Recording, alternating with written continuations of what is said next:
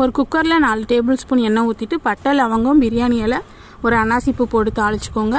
ஒரு 3 வெங்காயத்தை கட் பண்ணி சேர்த்துட்டு இது கண்ணாடி பதம் வர வரைக்கும் வதக்கிட்டு ஒரு கைப்பிடி புதினா கொத்தமல்லி ஒரு 8 பச்சை மிளகாய் சேர்த்து வதக்கிக்கலாம். 1.5 டேபிள் ஸ்பூன் அளவுக்கு இஞ்சி பூண்டு பேஸ்ட் சேர்த்து வதக்கிட்டு ஒரு மீடியம் சைஸ் தக்காளி கட் பண்ணி சேர்த்துக்கோங்க.